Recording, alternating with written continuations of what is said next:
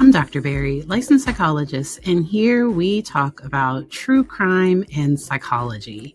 Thank you so much for joining. Let's hop right into today's topic. Let's go. Welcome, and thank you all so much for joining. A little later, I figured out how to add comments to the stage. I was watching Kathy from Gossip Rumor and Innuendo, and she had a comment section. And I know we both use StreamYard, so I was able to figure that out. Today, we're going to be talking about two cases. The Matthew Lanz case.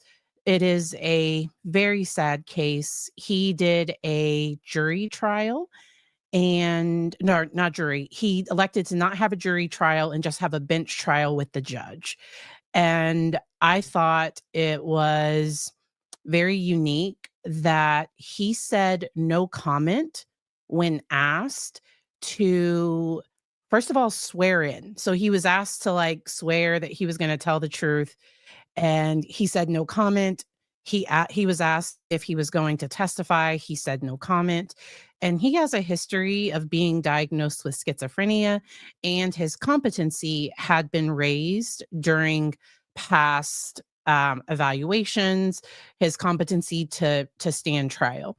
And there were reports, a few of the nurses, a few people involved with his care felt that, yes, he may have a mental health diagnosis, but they thought at times that he was exhibiting narcissistic features and that he would mimic some of the behaviors of the other inmates, or of the other mental health people in the hospital.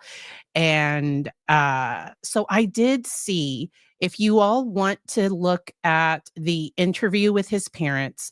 So the audio wasn't great. So if you search for Matthew Lanz parent interview, if you search for this, there is a long crime channel. There are a few other versions of this. It was just very difficult to hear. The sound was not great on this, but if you do want to watch his parents' interview, it is emotional. They are, of course, they are upset. They bring up the incident with his brother. They mention that before this incident that he was seeing a psychiatrist and they were concerned about his behavior. And they also talk about how he was, the day the incident happened, he was supposed to come home. And they knew that he didn't come home because of the lock system in their home. They would have had to let him into the house. And rock and roll, we are going to talk about him choosing to not attend sentencing. Okay. We are definitely going to talk about that. He did not really seem to show any concern or remorse for his behavior, in my opinion. And his defense was that it was somebody else. And we covered, so even if he had pled not guilty by reason of insanity, remember that there was another case, the case, I want to say it was Ohio, the woman, it was Bianca, I want to say Bianca Ellis, where she used a knife to harm a small child and his mother. And she tried not guilty by reason of insanity. She had had multiple hospitalizations for schizophrenia. She said it was a voice that told her to do it, and a jury still found her guilty. And they did not believe that she was NGRI, that she was not guilty by reason of insanity. This could have been a similar case. I think the case would have been presented different. And that's where I believe the defendant has to be on board with the lawyers, like how the lawyer is going to present the case, because the defendant has to agree to plead not guilty by reason of insanity. They do, all their mental health records come in, family can be interviewed. It takes the case goes in a different way if you plead, and you also admit that you did it, but you were insane. And I don't know that he wanted to admit that, yes, he did this. I don't know that he really wanted to admit that. So as I mentioned, if you want to find this video, Law and Crimes channel, Law and Crime Trials channel, they have this video up.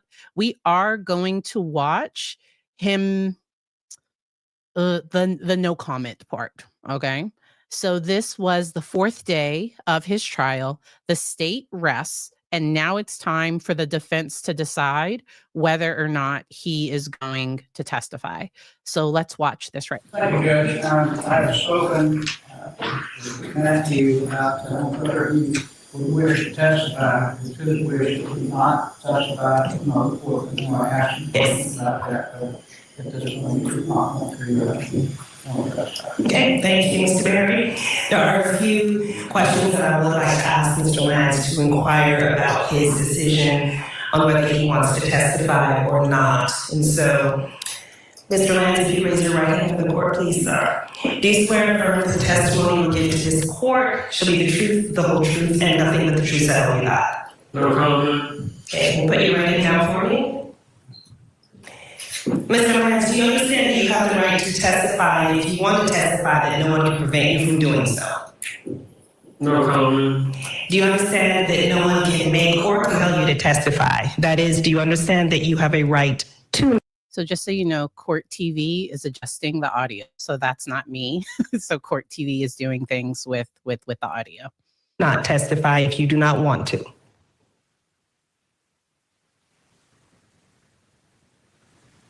No comment.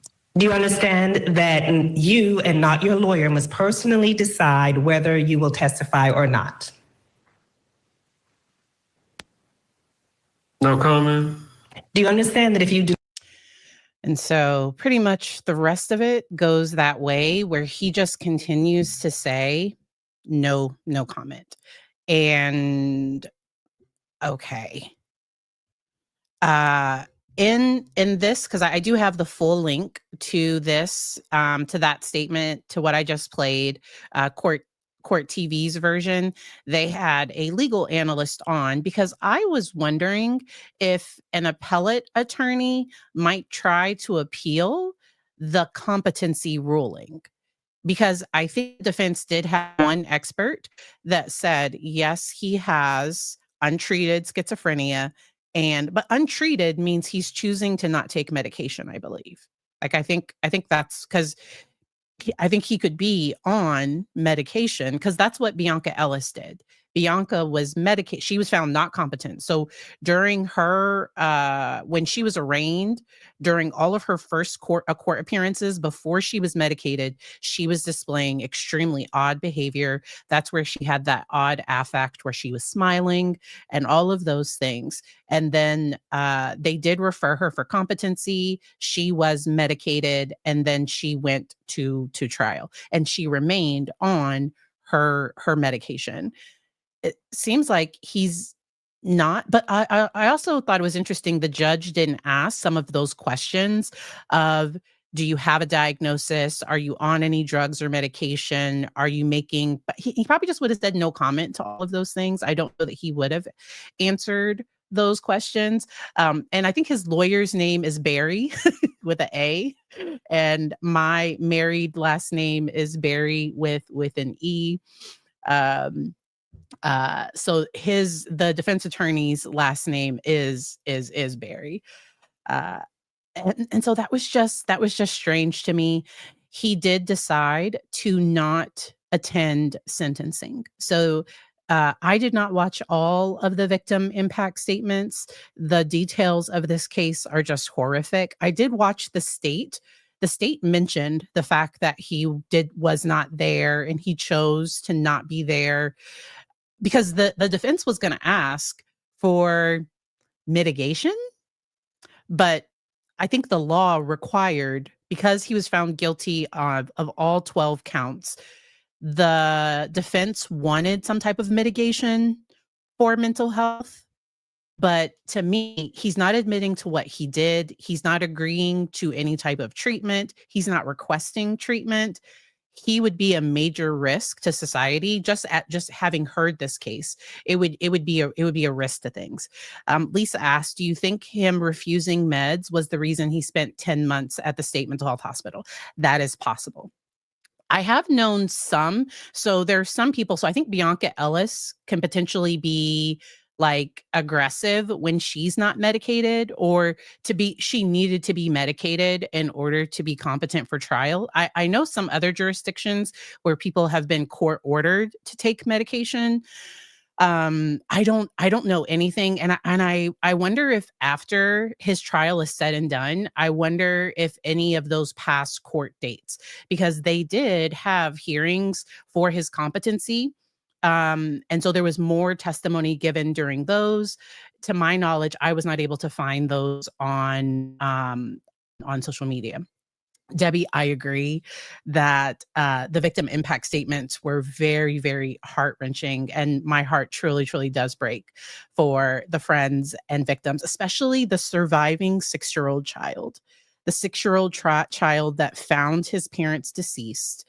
It's my understanding they found a toy laying on the father. So the child was likely playing with a toy. The child had his parent. So just trigger all the warnings y'all know, that the child had his parents' blood on him, and thankfully, like some, because he could have been left in that house for days and nobody would have known.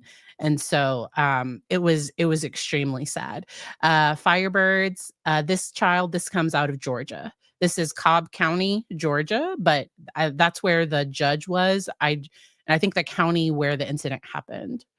But yeah, so this is in Georgia, and it was in a state hospital in Georgia, because the incident happened, I want to say it was 2021 when the incident happened, and it was the same year that his brother was like stalking the neighbors that lived in that not the neighbors that died, the people that had previously owned the house.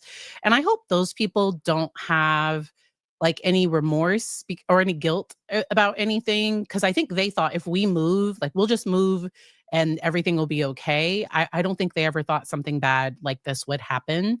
That the other child would then become obsessed, adult child, that the other son would become obsessed with the house and do something to the people that live there. But that is super sad. If someone is deemed not guilty by reason of insanity, can they refuse medication while hospitalized? That's up to the hospital. If they do refuse medication, so there has to be a court order to go against somebody's wishes. And sometimes there are conditions for them. So it just depends on the court order. It really does. It really does depend. Um, yeah. All right. Yes, the brother Austin. Yes, yes, yes. Did horrific thing, that those poor neighbors that lived there before. And so that was a very sad case. We are going to switch to an older case. This case is from 2015, but one of the defendants in the case gave a interview recently. So let me just find my notes on this one. Y'all know me and names. So let me just get to my notes. I saw the interview and I thought some interesting points came up. And so I wanted to talk with you all about it. So this case is in July of 2015. This case is out of Oklahoma. It was Broken Arrow, Oklahoma. 2 teenage brothers, they unalived their parents, and I think there were and some siblings as well. Okay. This was a very, very sad case, but Robert Bever, one of the brothers that was convicted, and he's serving life without the possibility of parole, he gave an interview. Okay. And so one of the sisters survived, but they unalived their parents and three of their siblings, and one sister survived. Okay. So let me just play this. If you're watching on replay and this video isn't available, that means that I had to take it down. So hopefully I am able to play it and we don't have any issues. There we go. I like it over here. I like the chat being on the screen. So we'll play with this for a little bit. All right. Let's share this tab. All right, so this brother gave an interview to Tulsa News 8, and I have a link to this full interview down in the description. I think they have a part 2 coming to the interview. Part 1 was enough. I saw part 1, and that's what I'm going to share with you all. There may be a part 2. Closed captioning. These are my crazy tattoos. His sentence isn't just written in court records, it's inked across the skin of his knuckles. What does this one say? I got 5 life without parole plus life, which was what my original sentence was, on my knuckles. How'd you come to terms with the fact that you're never getting out of prison? I'm doing a service to the world by staying in prison. If I was to get out of prison, I would still have that drive and that want to be successful, wildly successful, because I'm full of myself. And So that statement right there.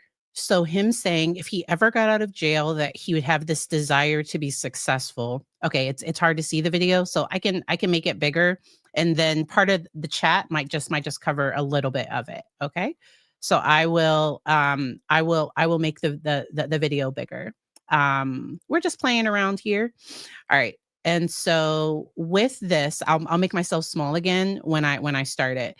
He describes himself as like, because I wonder if successful means that he could be at risk of harming people again if he was ever released. That was just some insight that you normally don't hear. And that people would absolutely hate that. They would say, how can you go from doing something like killing your own family to living a life that other people only dream of? I think that if I had had the maturity and the insight and the wisdom that I have now, if I had had that back then, sure, I still would have been a psychopath, but I could have done great things. Now, no. He calls himself a psychopath, something we can't independently confirm without access to his medical files. During the trial of his brother and co-defendant, Michael Bever, Robert told jurors he'd been diagnosed with multiple mental health disorders and was medicated, unlike at the time of the killings. This is your first on-camera interview. Why are you talking now? When the 10th anniversary came around, I was expecting there to be a lot of publicity about it.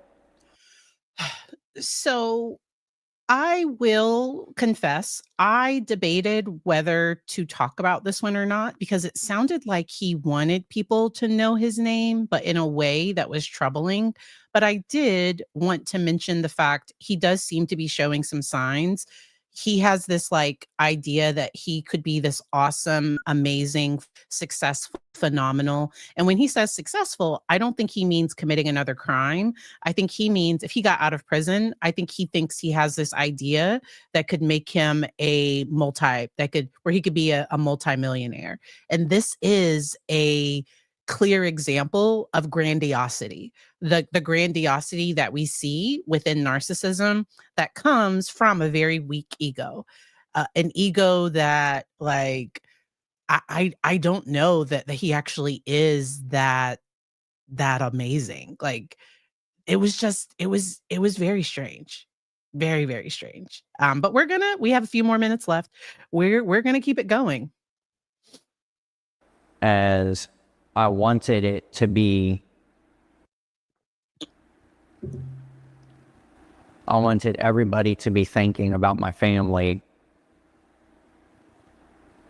And I didn't really get that from what I saw. It's making national headlines this morning out of me. Right now, officers aren't telling us a whole lot about what happened in this neighborhood late last night, but we do know that the 2 teenagers who were arrested in connection to this case are related to the victims. Now, it's hard to see where... He says he wants people to remember his family, but for many Oklahomans, the crime itself is impossible to forget. On July 22nd, 2015, the 2 teenage brothers killed their...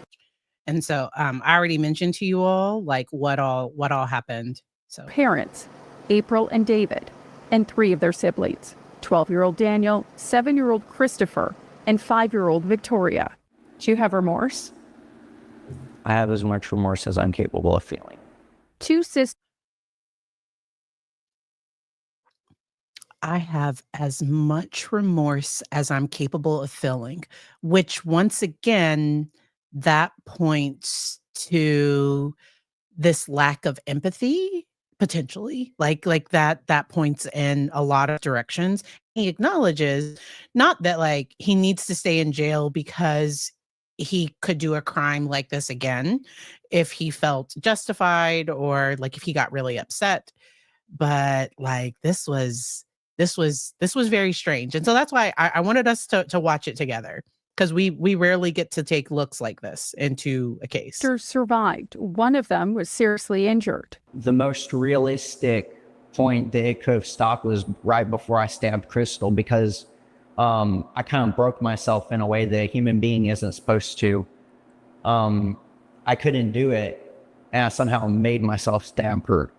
I shouldn't have done that, obviously. In 2015, officers followed Crystal's trail of blood straight to the home, ending the attack and stopping what Michael had told investigators was meant to become a cross-country killing spree. We wanted to kill everyone at the house first. Okay. And then wait for all the packages to show up over the weekend. Then they would take the economy to the state with the guns.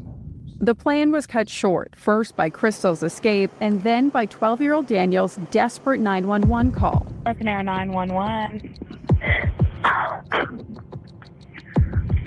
Hello? My brother's attacking my family. Killing Daniel is the unforgivable sin. If he hadn't have called the police, would you have killed him? No, I don't think so. I mean, that's hard to say, but he had every right to live. He was begging me. That's the only part of that night I'm going to talk about, because I think about it every day. If I'm going to hell because of what I did to him, I understand. He was begging me.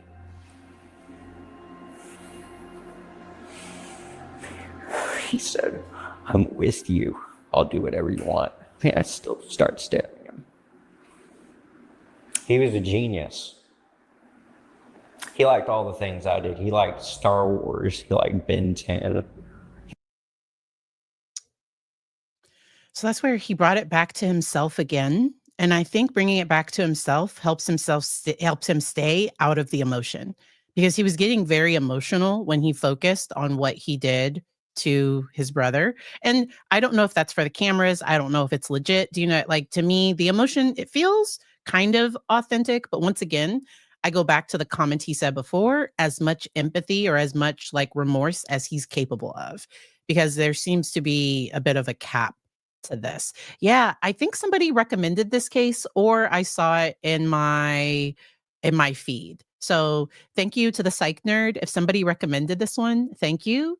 If it's my YouTube algorithm, thank you, YouTube. I don't remember how I came across this one. I'm almost positive it was recommended. All right. Let's keep it going. He liked Legos. The Bever children were homeschooled, sheltered from much of the outside world, and Robert says from what was happening inside. Some of the other kids were so innocent that they didn't know what was going on. So he's going to make allegations of harm against his parents. Please feel free to check out. I have the full link to the rest of that interview. It doesn't get better. So we showed the main things from that one. If the home was not safe, what you do is you report something to a teacher, and if you're homeschooled, a doctor, call 911, talk to a neighbor, do something. You don't, because they not only took out the parents, they also unalived innocent siblings as well. And so for him to try to make his parents, and so I don't know, like there's no confirmed harm, I don't believe, in this case. And so from what he's saying, I don't know if that part was just to make himself feel better about it. Like it was very disturbing. I hadn't heard about the case, and the interview was out there and available. As I mentioned, I have a link to the full interview down in the description. Next, you're going to be redirected. If you do not want to stay for this case, please enter this case at your own risk. Okay.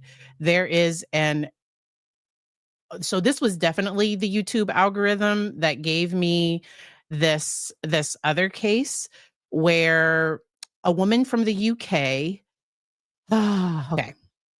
Let me share my screen because it's hard to wrap your mind around some of the details of this case. And so the case involves torture, SA. Like, this is a very disturbing case, but it brings up, can somebody consent to being murdered?